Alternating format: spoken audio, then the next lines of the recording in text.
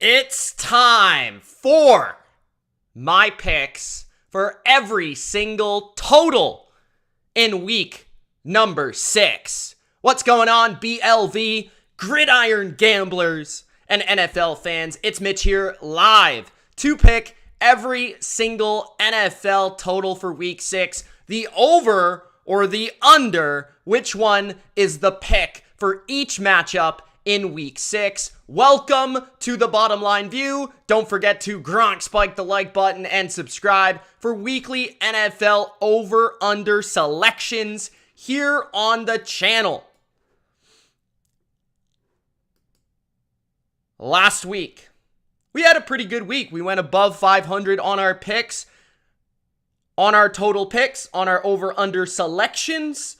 We are now 42, 35, and 1 on our over-under picks. Straight up 51 and 27, spread 48, 28, and 2. If you haven't already checked out my picks for every game, check them out. That was on Wednesday night. Every single Wednesday are my picks. The over-unders every single Thursday here on the Bottom Line View. Just trying to aim for above 500, picking every over-under. As I've said many times each and every week, this is my first season ever doing it, so just trying to focus on getting above 500. I will bring up the games that I actually have interest in terms of betting the line and betting the total. So let's get to that. With Thursday Night Football, we have the Kansas City Chiefs and the Denver Broncos. This game is in Kansas City.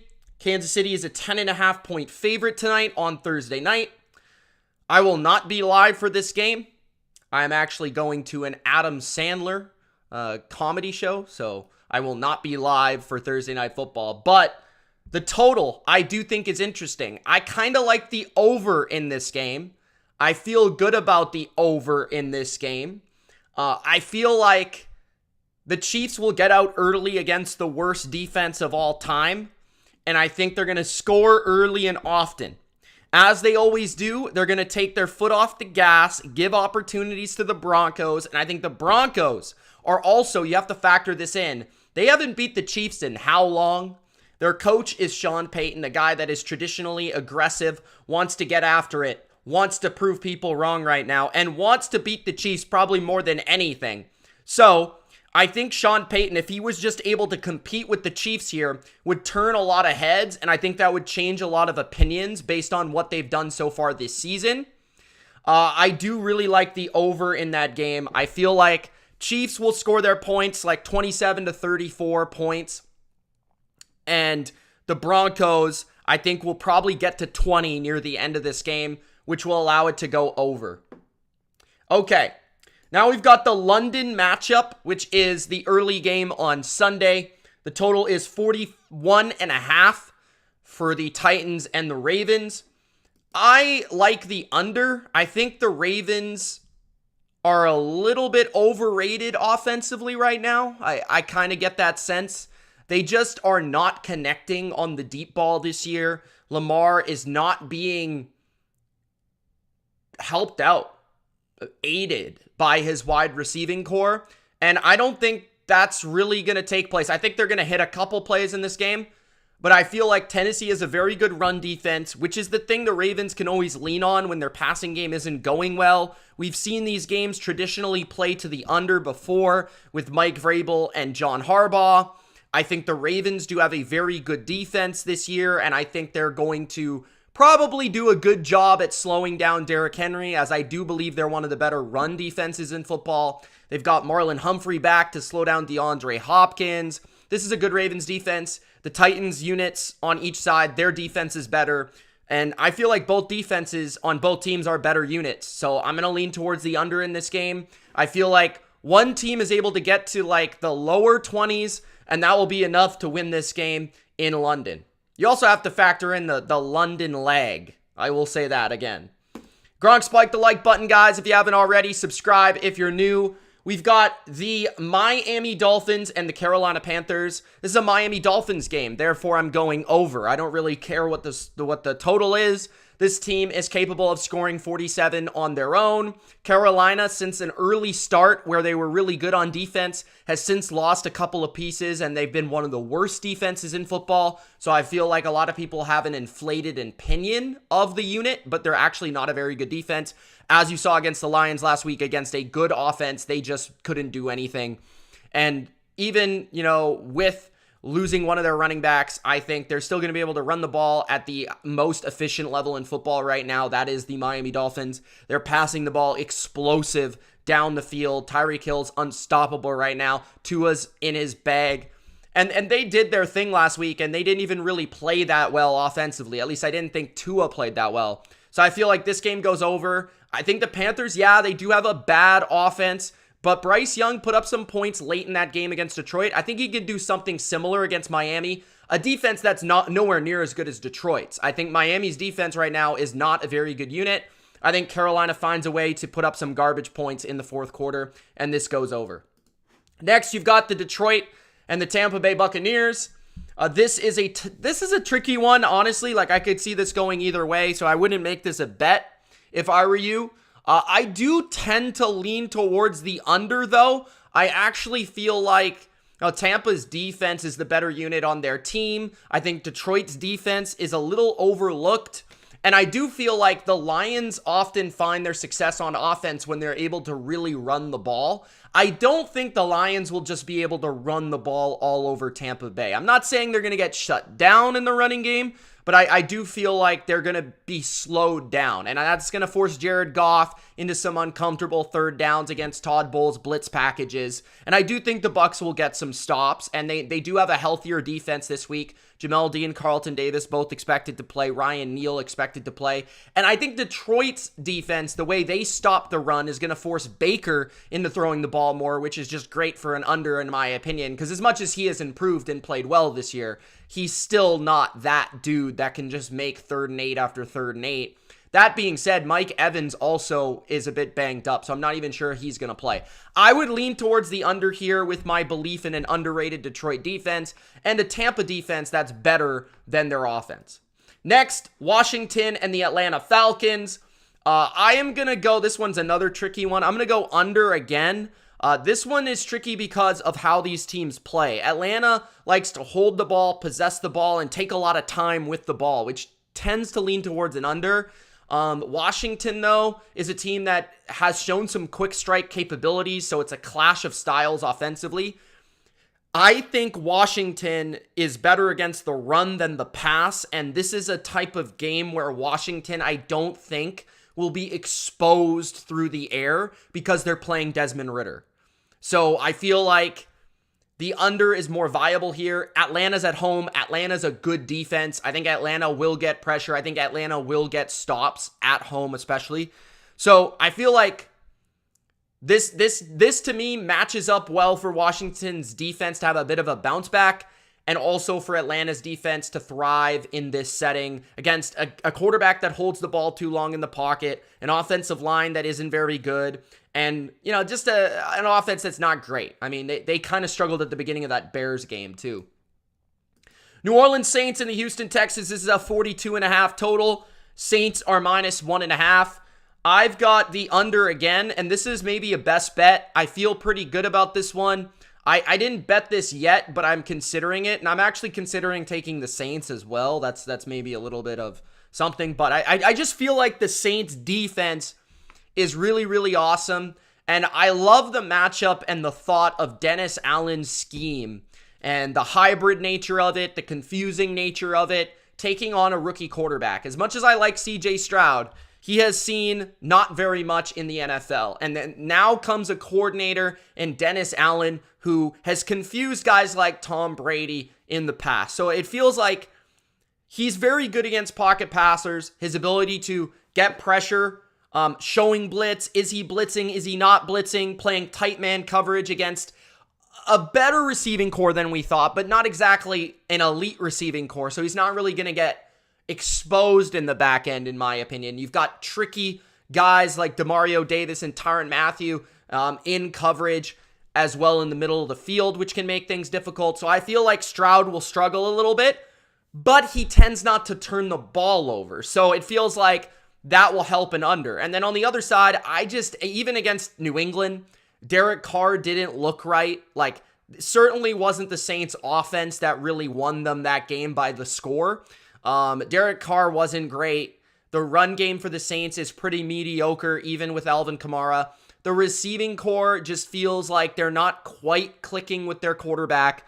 And the Saints offensive line can definitely be had. So it feels like this is an under to me. This might be a bet at the end of the day. You got the Indianapolis Colts and the Jacksonville Jags.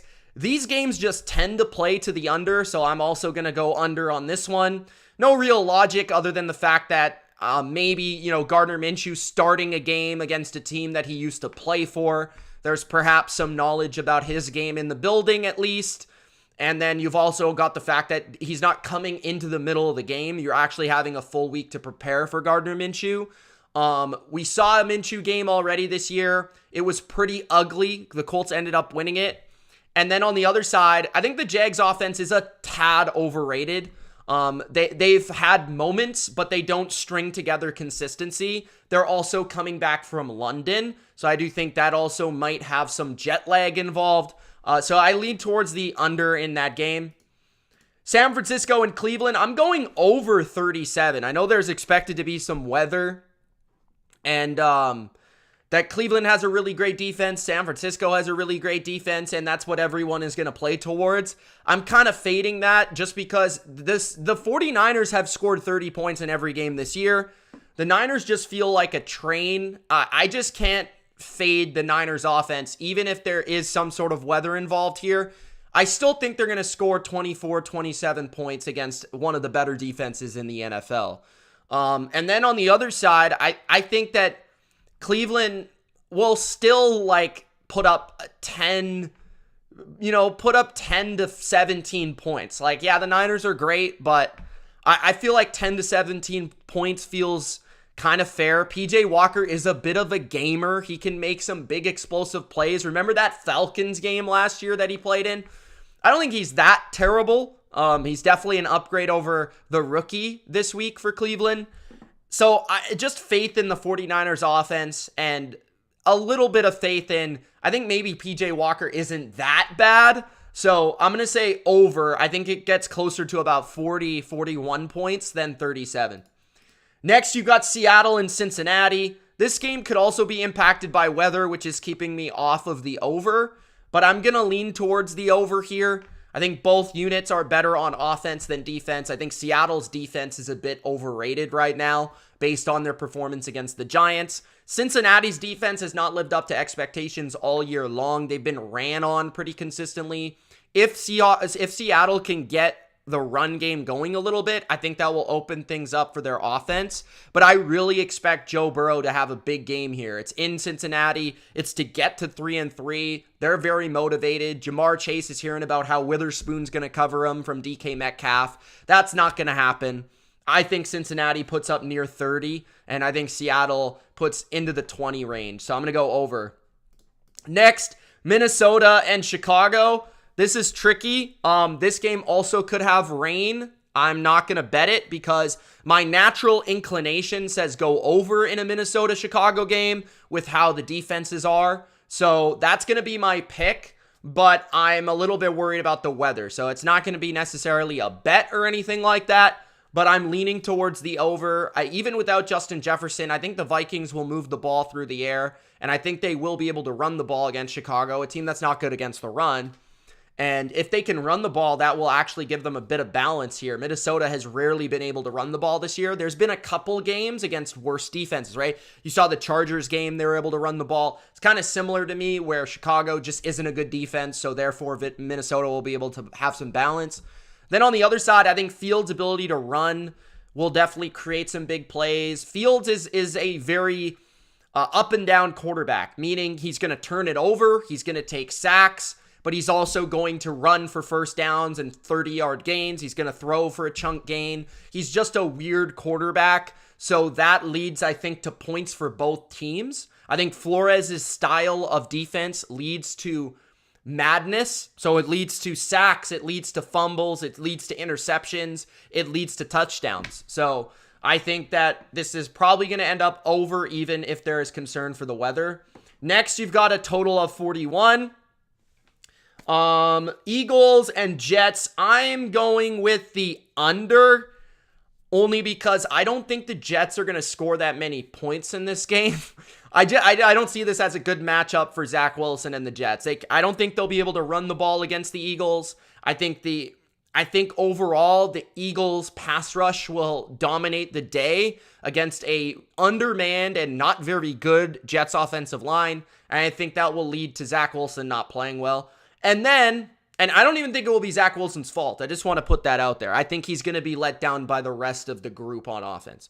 And then on the other side, I think the Eagles will run the ball a lot and run the ball successfully.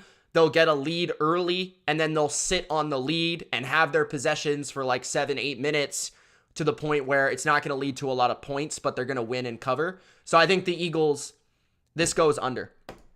Next, the Arizona Cardinals and the Los Angeles Rams. It's a Cardinals game, so I'm going to go over. I don't really know why. I think both teams have better offenses than defenses, I guess you could say. I definitely feel like Stafford and this receiving core have something going a little bit. McVay, I think he's going to be able to watch that Bengals film and piece some good game plan plays together for this one.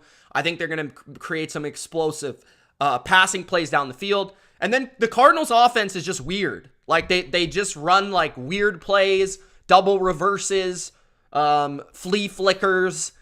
Josh Dobbs takes off for a big gain. They have a couple of big run plays every game. I don't think the Rams defense is all that great. You know, they're pretty bend but don't break.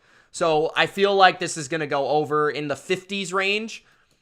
Then we've got New England and Vegas. I will let you guys know I did bet this game under. I just have no faith in my Patriots offense whatsoever.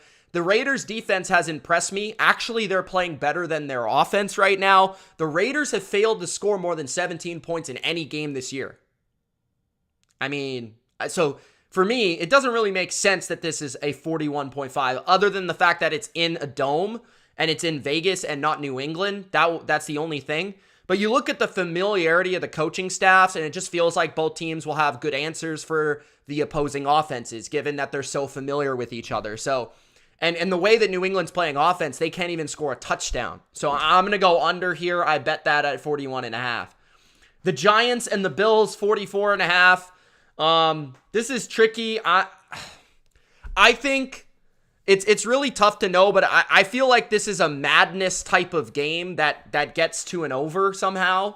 I know that Tyrod Taylor's probably going to play and Daniel Jones isn't. Does that really matter right now? I don't know. Tyrod Taylor is very conservative, though, which is a little scary. But I like the fact that Brian Daboll is going to Buffalo, and I feel like Brian Daboll is an offensive coach. He's going to want to have a good showing here, and I think they're going to be really aggressive in this game. That could backfire, but that's kind of what I feel from a motivation standpoint. And then from the other side, the Bills are really beat up on defense. Maybe that won't be exposed against the Giants, but hey, the Giants just played an over last week. Martindale's going to blitz a lot against Josh Allen, and it's probably not going to work a lot of the time. It will work a couple times, but I feel like there's also going to be plays where it goes for 60 yards. So this is going to be a weird game. I feel like the defenses are going to have a good showing for a large part, but then there's just going to be points in bunches maybe. That's kind of my feeling. Not a bet, but just my gut feel. Then we've got the Dallas Cowboys, the Los Angeles Chargers. I'm going under on this game. I think Dallas's defense has a big bounce back week.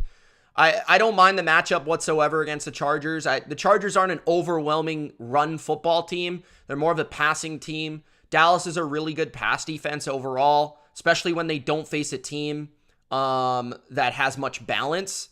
And yeah, Eckler could be back, but I don't really see, I think Dallas's secondary can match up with the Chargers. I think Gilmore can match up with Keenan Allen. I think Parsons is going to be an issue. I think Dan Quinn understanding Kellen Moore is going to be a problem. And I think they're really going to attack those protections of the Chargers in a similar way that Fangio did late in that game, that Miami Chargers game in week 1. I think there's going to be a lot of weird blitzes with great speed and great athletes that Dallas has. Then on the other side, I think the Chargers are going to play bend but don't break defense against a team that is basically a bend but don't break offense. Dallas likes to chew the clock. They like to throw short passes. They're going to run the ball a lot. This is how Mike McCarthy is playing right now. And I think this is going to lead to like a 27-21, 7-24 potentially type of game where it's close to the 50.5. But like, I feel like 20, like somewhere in that mid 20s. I don't think either team's going to get to the 30s. And I feel like Dallas could really show up in a big way defensively. So give me the under in that game. I also like Dallas to cover the spread. Those are all the matchups. I don't think I missed any like I did on my picks show. If you enjoyed Gronk, spike the like button. If you have any questions, let me know in the comment section below. Subscribe if you haven't already. Shout out to the people in the chat. Marcus is in the chat. He says, I don't believe the Giants have the horses to take advantage of the Bills' injuries. That could be fair. Like, I don't really have a great feel for that. I'm just kind of going with my gut. Daniel says, hey, what's up, Daniel? Meek Meals says, this spread, it's up to 8.5. I got it at 5. I think she was talking about the Niners. I'm not sure. I got it at 4.5. So, yeah, congratulations on getting it at 5. That's a great number. ELB says, I think this will be your best week. Thank you, man. Funky Lions fan says he loves the over on Thursday night. Thank you guys for tuning in. It's Mitch of the BLV. We will see you soon. Working on some content for the weekend and for the future. Potentially some video essays and things. Yeah, I got some good ideas. But anyways, keep it locked on the BLV. Good luck with your picks, your bets, and more. Peace, guys.